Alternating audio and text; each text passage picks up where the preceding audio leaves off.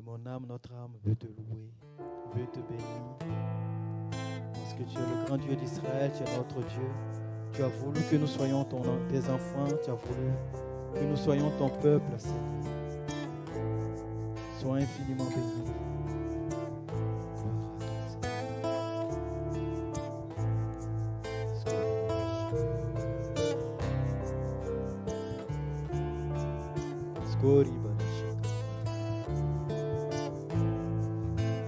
Béni sois-tu.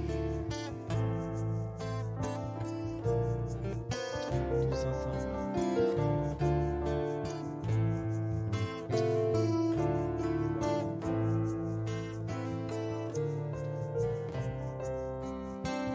Oh mon âme, bénis l'Éternel, le grand Dieu d'Israël.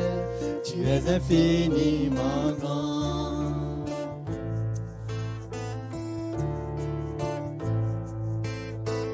En ton honneur, Éternel, je psalmodierai des louanges, puis pour l'éternité.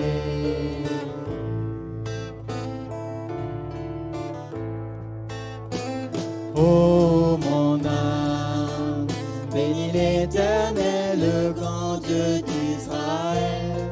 Tu es infiniment grand.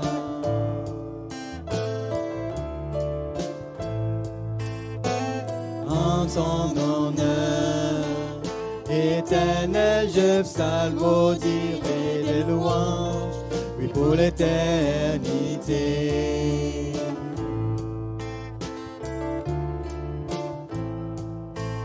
Tu es revêtu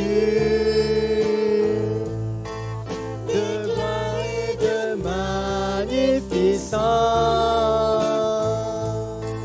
Tu règnes dans les cieux.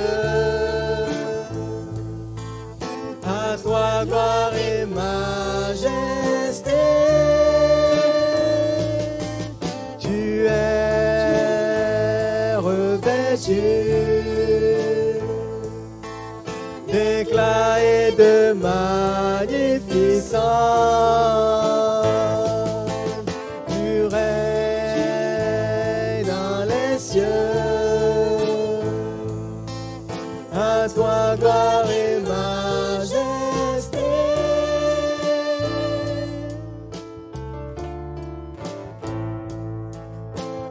Oh mon âme, bénis l'Éternel, le grand Dieu d'Israël. Tu es infiniment grand.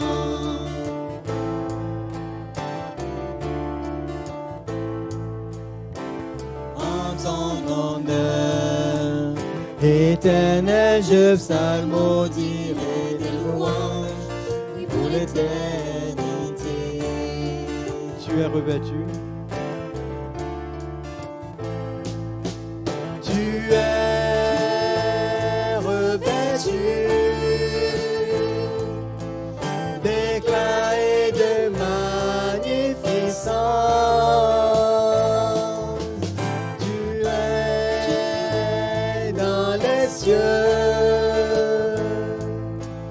À toi gloire et majesté. Tu es revêtu d'éclat et de magnificence. Tu règnes dans les cieux. À toi gloire et majesté.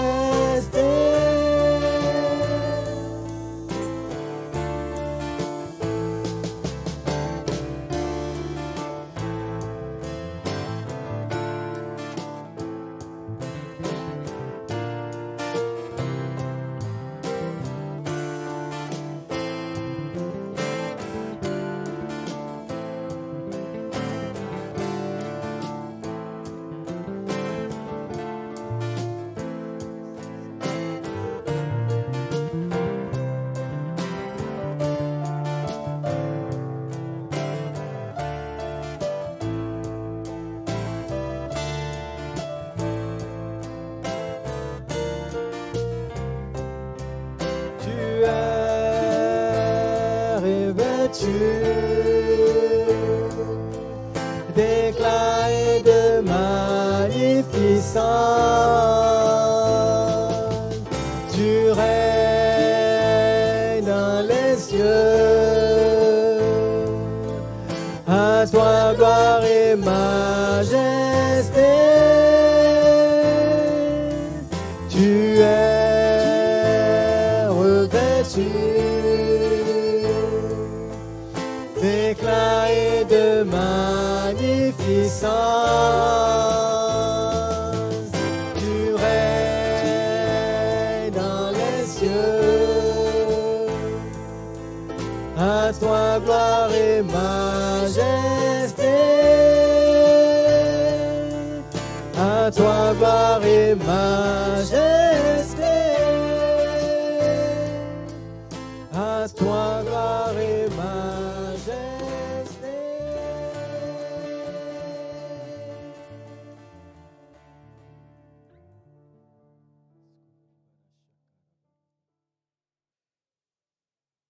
Merci Seigneur pour ta parole. Merci pour ta présence Seigneur. Merci pour ta bonté, ta fidélité, pour tes encouragements, Seigneur, merci. Tu es un Dieu plein de bonté, plein d'amour. Tu es un Dieu généreux, tu es toujours prompt à nous sauver, à nous aider, à nous encourager, à aller de l'avant, Seigneur. Sois béni. Pour chacun d'entre nous, pour ton peuple, pour nos vies, Seigneur, sois béni. Tu es notre Dieu, tu es le seul, le vrai Dieu. L'unique, le Dieu vivant. Merci pour la croix, pour tes mains percées, Seigneur, pour ton corps brisé, pour chacune de nos vies. Gloire à toi, Seigneur. Et encore, nous voulons chanter notre reconnaissance. Nous voulons chanter notre amour pour toi, Seigneur.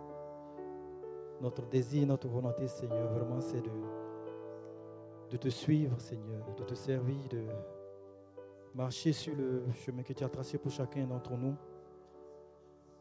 Et nous avons besoin de ton esprit, nous avons besoin de ta force, Seigneur. Gloire à toi. Il a donné ses deux mains. Toi, attaché là-bas sur une croix, il a donné ses deux mains.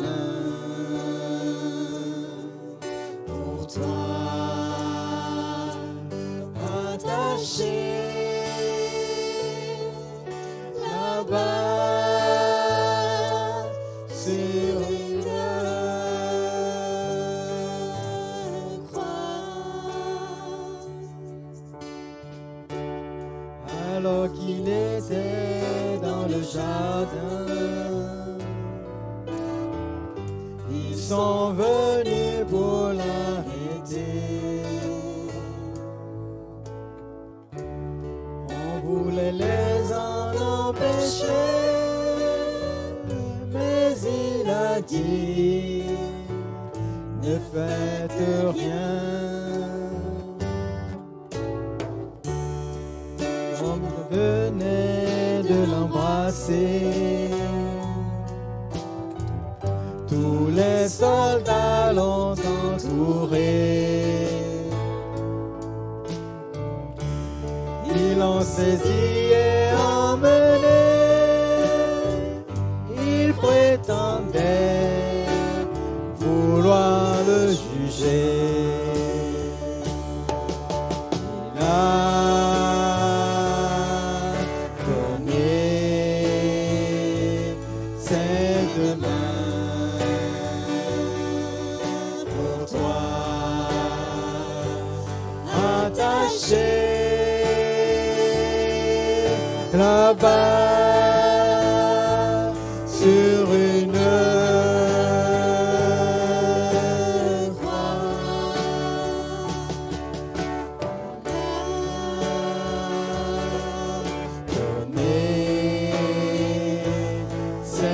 demain pour toi attaché là-bas sur une croix. Un feu brûlait dans la soirée. Les mains de Pierre s'y réchauffaient. Celle de Jésus était percée comme un brigand. Ils l'ont cloué. Les mains des soldats l'avaient frappé. Celle de Pilate était lavée. Tu vas peut-être les juger, mais toi tes mains, qu'en aurais-tu fait? Il a donné ses deux mains.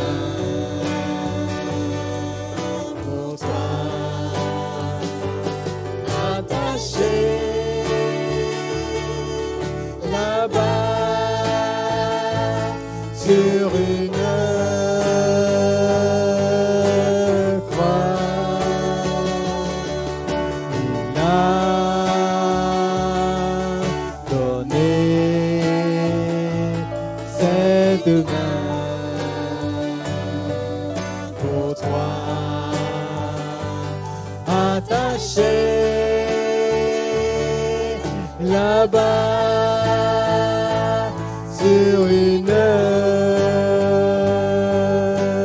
croix,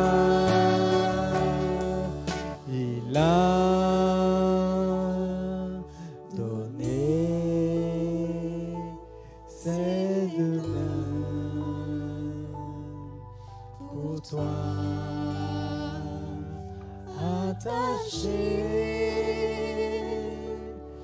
là-bas sur une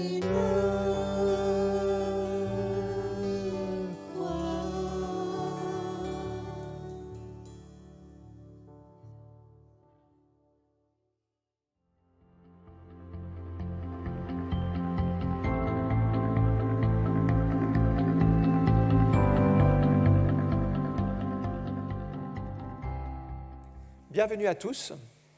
J'aimerais parler sur la victoire de Gédéon. Dans Juges, chapitre 7, verset 1, il est écrit « Jérubbaal, qui est Gédéon, et tout le peuple qui était avec lui se levèrent de bon matin et campèrent près de la source de Harod. Le camp de Madian était au nord de Gédéon, vers la colline de Morée, dans la vallée. L'Éternel dit à Gédéon, « Le peuple que tu as avec toi est trop nombreux pour que je livre Madian entre tes mains. Il pourrait en tirer gloire contre moi et dire, « C'est ma main qui m'a délivré. » Publie donc ceci aux oreilles du peuple, que celui qui est craintif et qui a peur s'en retourne et s'éloigne de la montagne de Galaad.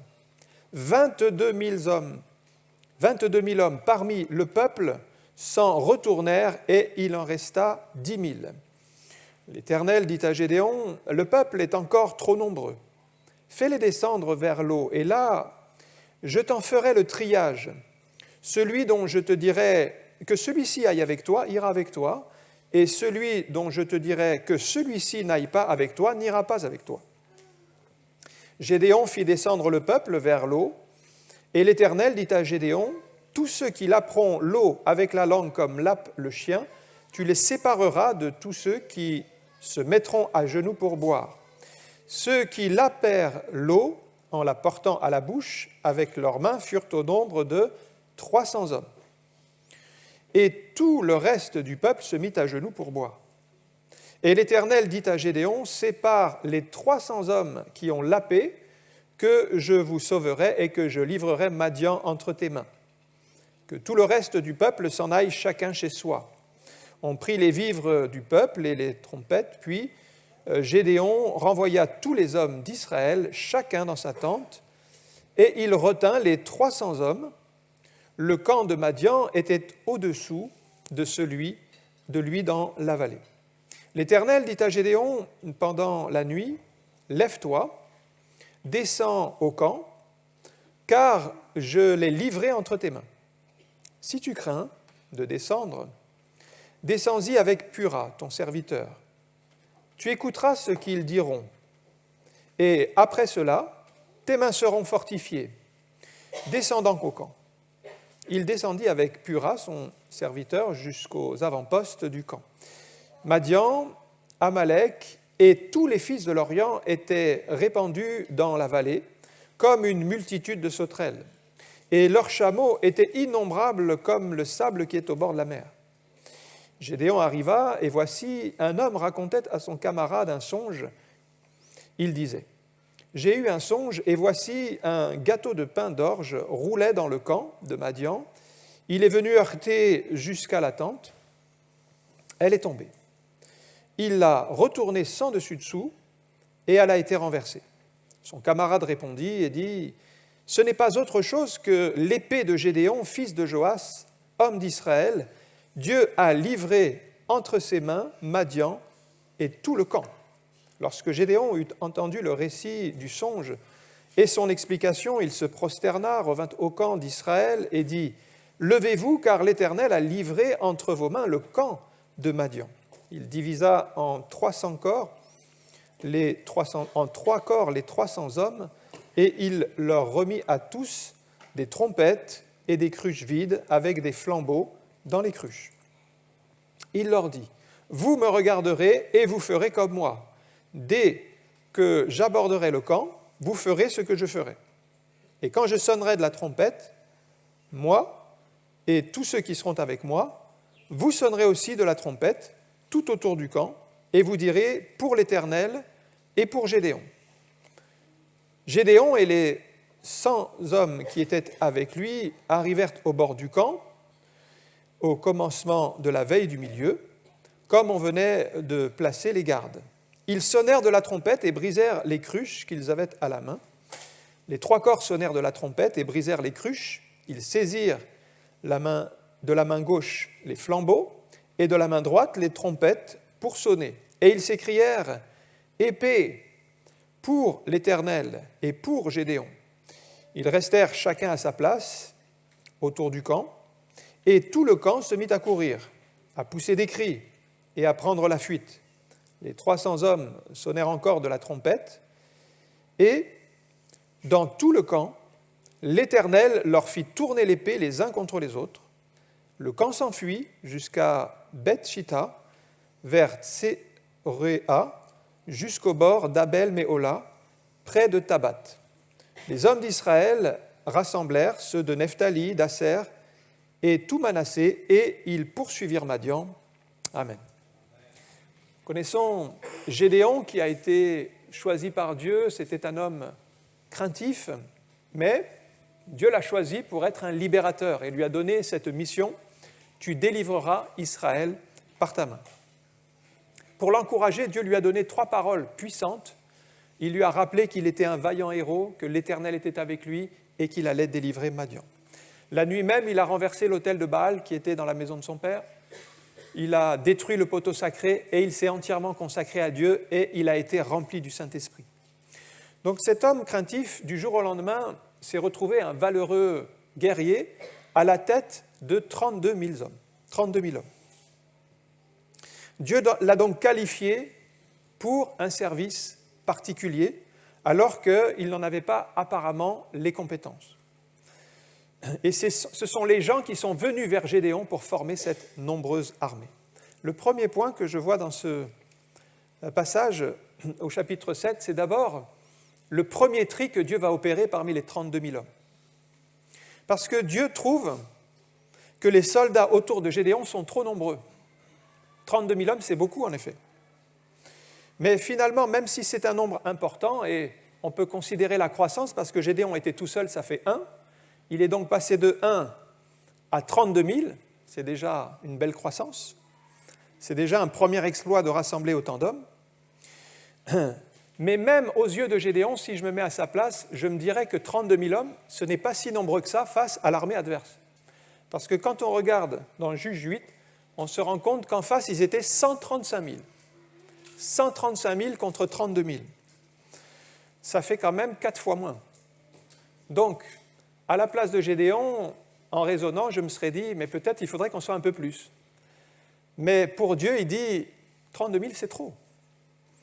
Imaginez un match des All Blacks qui sont 15 contre le Stade Toulousain et ils ne sont que 4.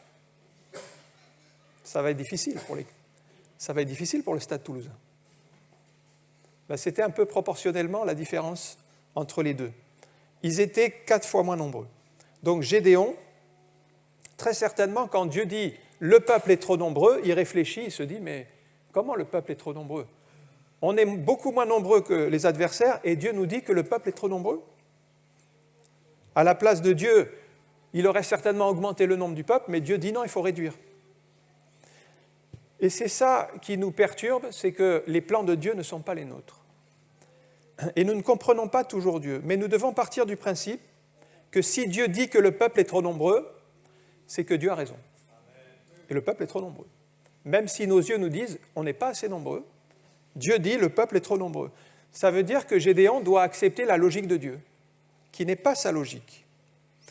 Et même si c'est discutable sur le plan logique et de dire à Dieu, mais écoute Seigneur, tu vois bien qu'on est beaucoup moins nombreux, on ne peut pas dire qu'on est trop nombreux, on n'est pas assez face à l'adversaire. Même si on peut négocier, discuter, en réalité sur le plan spirituel, Dieu, ce qu'il dit est juste, parce que Dieu est toujours la vérité. Donc, on doit se soumettre à la volonté de Dieu. Même si on pense le contraire, même si les statistiques nous disent le contraire, parce que dans les statistiques, entre l'armée madianite, 135 000, et Gédéon et ses 32 000, la force, c'est quand même, l'avantage est quand même de l'autre côté. Dans les statistiques, ils ont moins de chances avec leurs 32 000 que les autres. Donc Gédéon doit faire un effort pour s'aligner sur la pensée de Dieu et dire d'accord, le peuple est trop nombreux, même si dans ses yeux, il voit que ce n'est pas assez. Et voilà comment Dieu nous fait passer par le test de l'obéissance, et il aime que nous lui obéissons, même si nous ne comprenons pas tous les éléments. Il nous demandera simplement de faire ce qu'il dit, même si ça heurte notre logique. On a plein d'exemples dans la parole, en fait. Lorsque le jeune David, qui était berger, arrive sur le camp de bataille et qu'il est saisi pour combattre le géant Goliath, qui est quand même plus puissant que lui, et qui est quand même un homme avec une armure et une lance, un javelot, et qui a une armure très, très forte, très lourde, eh bien, à ce moment-là, Dieu lui dit de refuser l'armure de Saül. Il lui dit de refuser l'armure de Saül. Et il va partir seul, avec sa fronde. Donc, ce n'était pas très logique sur le plan humain, mais il a eu raison sur le plan spirituel, parce qu'il vaut mieux se soumettre à Dieu plutôt qu'à nos pensées. Humainement, il aurait pu dire « je serais mieux protégé avec la cuirasse de Saül ». Non, il fallait partir avec la fronde. Et c'est pareil, quand Jésus envoie les disciples pour prêcher la parole de Dieu, il les envoie sans bâton. Prenez ni bâton, ni sac, ni pain, ni argent, et ne prenez pas de vêtements. Ce n'est pas très logique. Comment on va faire pour s'en sortir? Comment on va faire pour se déplacer? Comment on va faire pour acheter des choses? Eh bien, il fallait qu'ils fassent confiance au Seigneur qui allait pourvoir au fur et à mesure. Donc, on est sur le terrain de la foi. Et ça quitte le terrain de la logique et humain où on est très à l'aise. Et il va falloir faire confiance à Dieu pour le reste. Donc, Gédéon en est là. Et Dieu, en plus, révèle à Gédéon, il faut faire un tri. Le peuple, il est à 32 000, ils sont trop nombreux, ils pourraient en tirer gloire et tomber dans l'orgueil. Donc, il faut en écarter une partie. Ce texte veut dire que Dieu voulait faire éclater sa gloire lui-même, sans les efforts humains. Donc, il y a des raisonnements dans notre esprit, il y a des forteresses de pensée qui doivent être renversées pour laisser la volonté de Dieu se faire. Et le défi pour nous aujourd'hui, c'est de faire plier nos raisonnements à la volonté de Dieu, un petit peu comme Gédéon, qui regarde le peuple et qui entend la pensée de Dieu, mais le peuple est trop nombreux, il faut en séparer une partie. Bon, eh bien, il doit se soumettre à la pensée de Dieu, même si il est craintif, lui, et qu'il aimerait mieux être plus. Donc, il donne cette annonce au peuple. Tous ceux qui ont peur, vous pouvez rentrer chez vous. C'était d'ailleurs une loi dans Deutéronome 20, verset 8, une loi qui était prévue par Dieu dans l'Ancien Testament. Les officiers continueront à parler au peuple et diront « Qui est-ce qui a peur et qui manque de courage ?» Donc, il s'adresse à l'armée. « Qu'il s'en aille chez lui, afin que ses frères ne se découragent pas comme lui. » Et quand Gédéon annonce au peuple « Qui a peur, vous pouvez partir ?» il y en a 22 000 qui partent quand même. 22 000. Les 2/3, c'est énorme.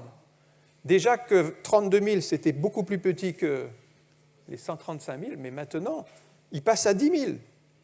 Les 2/3 s'en vont. Je pense qu'ils ne s'y attendaient pas. Il s'est dit peut-être qu'il y en aura 1000 qui vont partir. Mais quand ils voient cette masse partir, même pour ceux qui restent, quand même, ça met un petit coup au moral. Parce qu'on se dit, on était quand même 32 000 et on se retrouve à 10 000. L'armée, en fait, s'est réduite. Parce que déjà, ils étaient en difficulté avec 32 000, mais c'est comme si Dieu les mettait en plus grande difficulté encore avec 10 000.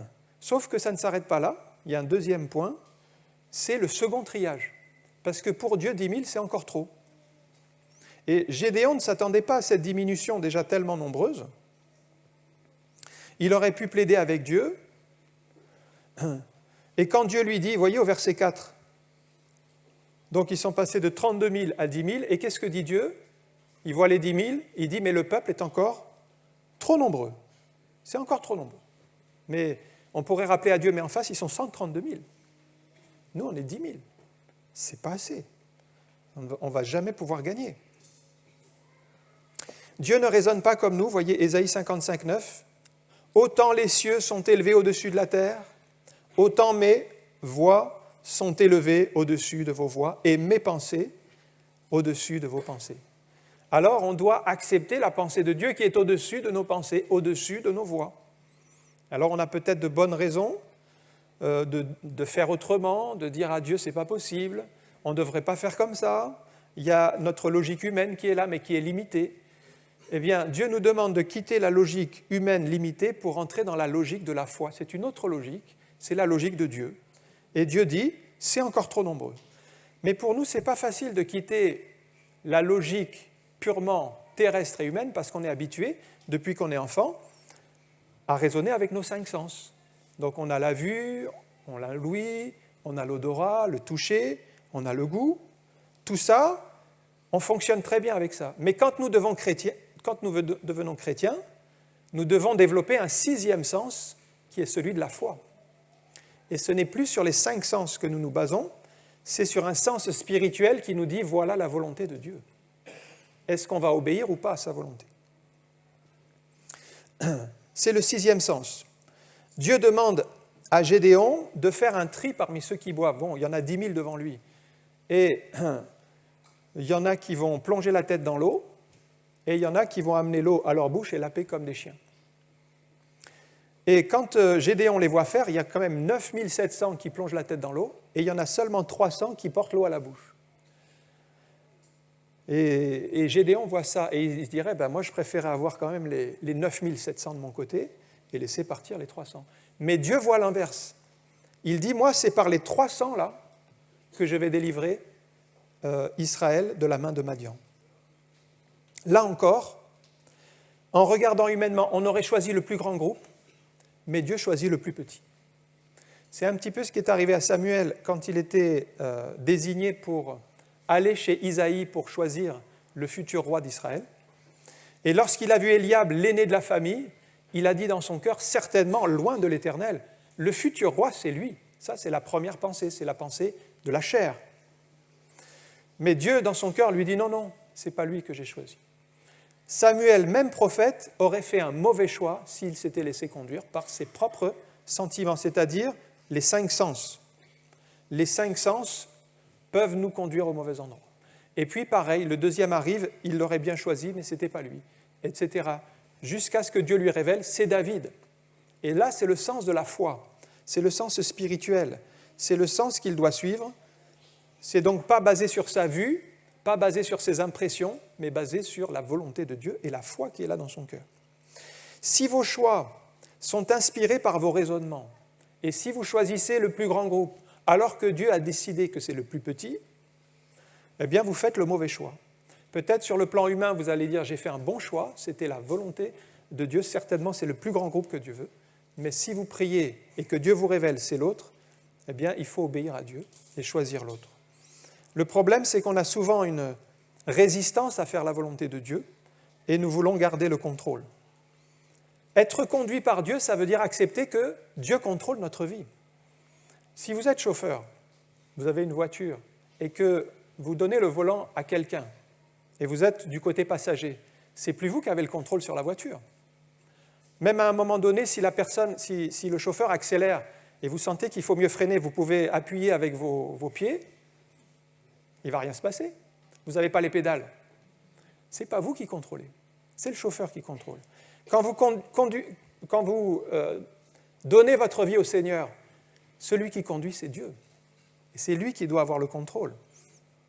J'ai eu l'occasion d'être conduit par un ancien chauffeur de taxi qui est devenu pasteur, mais il était à la base chauffeur de taxi à Marseille.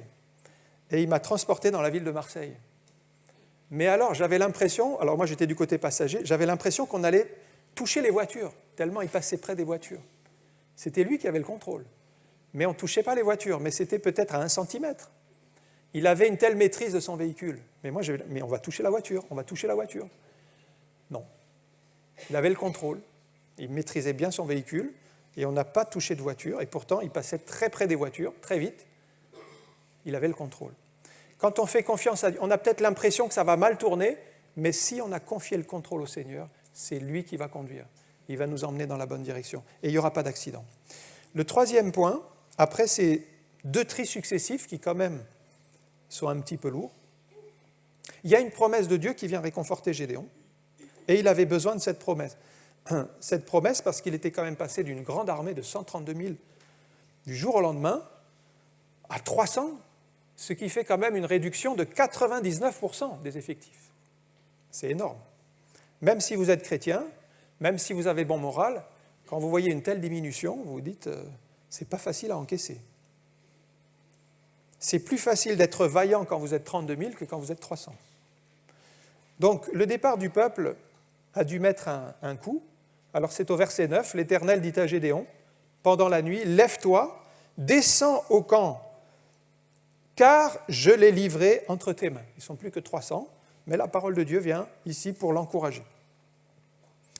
Sachant que le départ d'une telle masse a dû mettre quand même un coup au moral des 300 qui restent, ils ne sont plus beaucoup. La situation était déjà difficile, maintenant c'est encore plus compliqué, comment on va faire avec 300 contre 135 000 en face. De notre point de vue, on pourrait dire que ça va être plus difficile quand même. Si on raisonne, on réfléchit, on se dit 300 quand même, ça va quand même être plus difficile qu'avec 32 000. Humainement parlant, c'est sûr.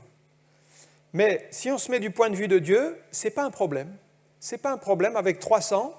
Il dit, Dieu, c'est avec 300 que je vais délivrer Israël de la main de Madian. Donc, ce qui est pour nous un problème n'est pas un problème pour Dieu. Et nous devons lui faire confiance pour cela. La parole de Dieu est ferme. Vous voyez, au verset 9, remarquez que Dieu, il parle au passé d'une chose qui n'est pas encore accomplie, parce que c'est déjà fait spirituellement. Lève-toi, descends au camp, car je l'ai livré. Donc, c'est déjà fait, c'est au passé. Je l'ai livré entre tes mains. Tu n'as plus qu'à récolter. Pour Dieu, c'est donc déjà fait. Et Dieu n'a pas peur de parler au passé de choses qui ne sont pas encore réalisées parce que ça va s'accomplir. Et maintenant, c'est à nous d'entrer dans la foi pour croire que la chose va s'accomplir. C'est ce qui est arrivé à Abraham dans Romains 4, verset 16. Vous allez voir le même principe. C'est souvent une parole de Dieu que Dieu va déclarer au passé quelque chose qui n'est pas encore. C'est pourquoi les héritiers le sont par la foi, pour que ce soit par grâce, afin que la promesse soit assurée à toute la postérité, non seulement à celle qui est sous la loi, mais aussi à celle qui a la foi d'Abraham, notre Père à tous, selon qu'il est écrit « Je t'ai établi Père d'un grand nombre de nations ». Lorsque Dieu fait cette déclaration ici à Abraham, il n'est pas encore père d'Isaac. Il n'est pas encore père d'Isaac. Mais déjà, Dieu lui dit « Je t'ai établi Père d'un grand nombre de nations ». Il est notre Père devant celui auquel il a cru, Dieu, qui donne la vie aux morts, qui appelle, et écoutez bien la fin, parce que c'est ça la clé finalement, il appelle Dieu les choses qui ne sont point, elles ne sont pas encore là, comme si elles étaient au passé. Elles ne sont pas encore, et c'est comme si elles étaient. Voilà le temps de Dieu. Voilà pourquoi Dieu dit à Gédéon, c'est fait, j'ai livré Madian entre tes mains. Pourtant, Madian, il est toujours là, c'est une armée nombreuse, et eux, ils ne sont pas encore commencé le combat. Mais c'est déjà fait spirituellement. Le quatrième point, c'est maintenant les craintes de Gédéon, parce que Dieu savait que Gédéon avait toujours des craintes, il en tient compte. On a vu depuis le début, dès que l'ange de l'Éternel se révèle à lui, il manifeste des craintes. Il veut bien faire la volonté de Dieu, mais il a toujours des craintes, il demande des signes, il demande des confirmations, tout ça.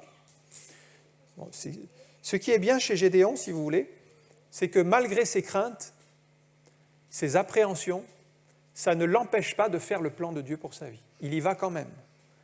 Et ça, c'est bien.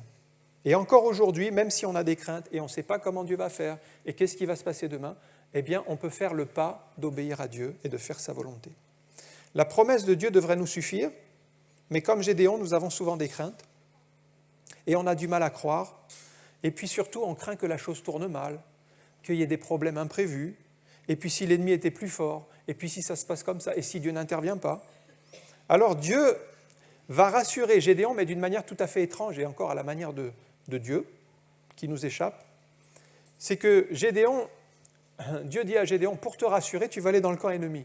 Mais déjà, pour vous rassurer, aller dans le camp ennemi, déjà, il faut être assez vaillant pour aller dans le camp ennemi.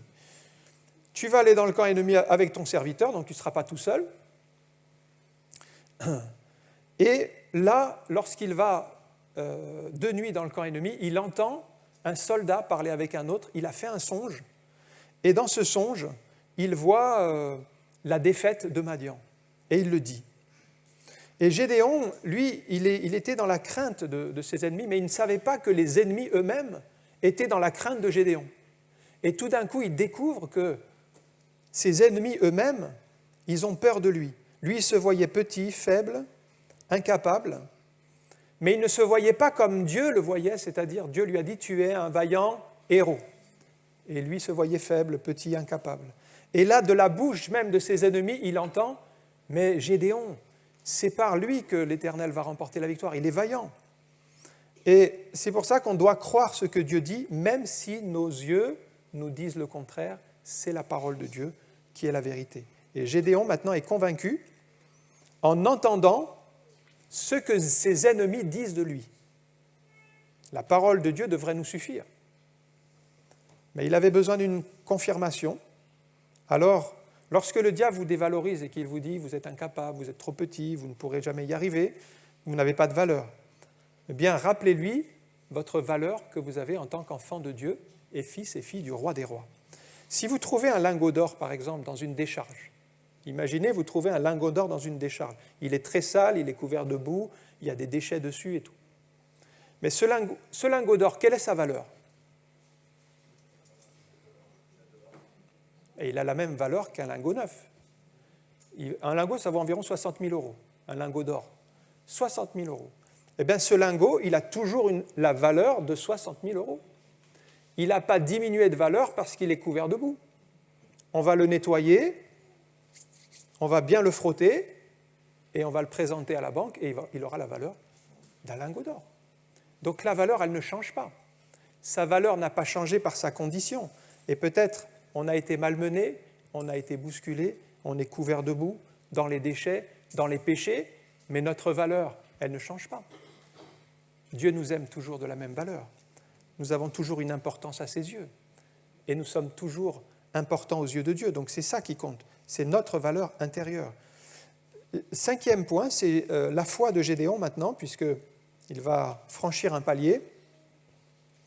Et enfin, au verset 9, il va aligner son discours avec le discours de Dieu.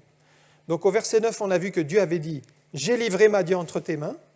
Verset 14, maintenant Gédéon dit « L'Éternel a livré le camp de Madian entre vos mains ». Et il parle au passé d'une chose qui n'est pas encore. C'est-à-dire qu'il a compris la manière de Dieu de parler.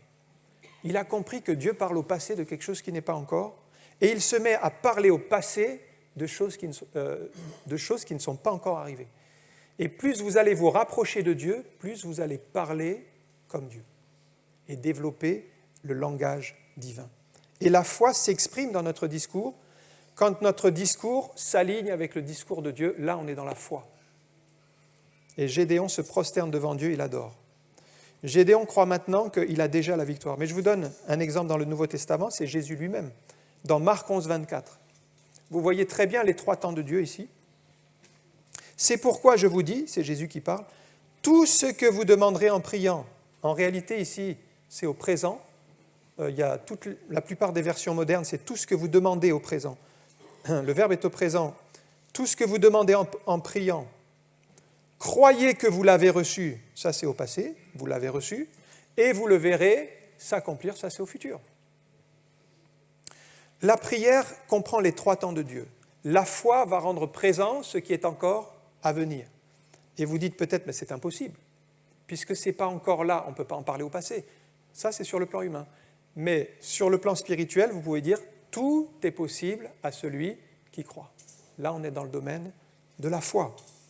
Tout ce que vous demandez en priant, croyez que vous l'avez reçu, c'est au passé, et vous le verrez, c'est au futur. Mais comment, Seigneur, je l'ai déjà reçu, mais je ne le vois pas encore s'accomplir. Oui, c'est le temps de Dieu. Dieu en parle au passé, et ça n'est pas encore là, mais ça va arriver. 1 Jean, chapitre 5, verset 14, vous allez voir qu'une fois que vous avez la foi, vous alignez votre discours sur le discours de Dieu, vous avez de l'assurance. Nous avons auprès de lui cette assurance que si nous demandons quelque chose selon sa volonté, il nous écoute. Et si nous savons qu'il nous écoute, nous savons que nous possédons la chose que nous lui avons demandée, quelle qu'elle soit. Nous la possédons déjà. Et là, on est dans le terrain de la foi. On l'a demandé, on la reçoit par la foi, et ça va se manifester dans un deuxième temps dans la vie pratique. Donc la foi nous permet de posséder déjà des choses que vous n'avez pas encore.